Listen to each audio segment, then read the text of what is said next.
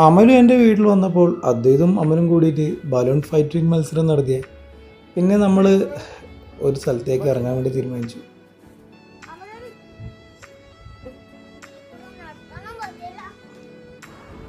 നമ്മൾ വീണ്ടും ചൂട്ടാട് ബീച്ചിലേക്ക് പോവുകയാണ്. അപ്പോൾ പോകുന്ന വഴിക്ക് നല്ലൊരു വെള്ളം കെട്ടിക്കിടക്കുന്ന സ്ഥലമുണ്ട്, ചെമ്പലിക്കുണ്ട്. അവിടെല്ലാം കണ്ടു. പിന്നെ നമ്മൾ സ്ഥിരം സ്ഥലമായ ചൂട്ടാട് ബീച്ചിലേക്ക് വീണ്ടും വന്നു. അങ്ങനെ നിന്നപ്പോഴാണ് അവന് ഇഷ്ടപ്പെട്ട പാർക്കിലേക്ക് നമ്മൾ കയറി. ഒരു കുഞ്ഞു പാർക്കുണ്ട്, 50 രൂപയാണ് പാർക്ക് ഫീ തോന്നുന്നത്. നമുക്കവിടെ കളിപ്പിക്കാം കുട്ടികളെയും കൂടി കൊണ്ടുവന്നിട്ട്.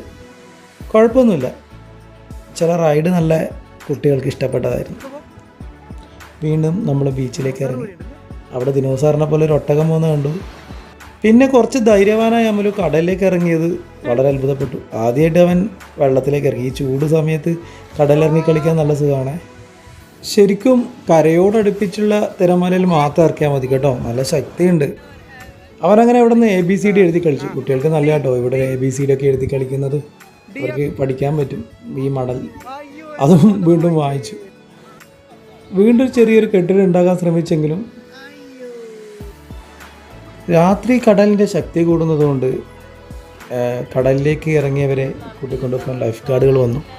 ലൈഫ് ഗാർഡന്മാരുടെ ആ ഒരു പ്രവൃത്തി നമ്മൾ ശരിക്കും പറഞ്ഞാൽ പാലിക്കണം. പലരും കടലിൽ തന്നെയായിരുന്നു, പക്ഷേ ലൈഫ് ഗാർഡ് പറയുന്നതിനനുസരിച്ച് നിന്നില്ലെങ്കിൽ വലിയ അപകടങ്ങളുണ്ടാവും. അതുകൊണ്ട് ഇരുട്ടാവുന്നതിന് മുമ്പ് എല്ലാവരും കരക്കേക്ക് കയറുന്നത് തന്നെയാണ് നല്ലത്, അല്ലേ?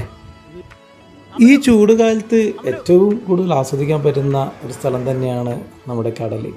ആ ബീച്ചിൽ പോയിട്ട് കുറച്ച് സമയം ഇരിക്കുമ്പോൾ തന്നെ നമുക്കൊരു മനസ്സ് നല്ലൊരു ശാന്തത തരും, പ്രത്യേകിച്ച് കുട്ടികളുടെ കൂടെ, അല്ലേ?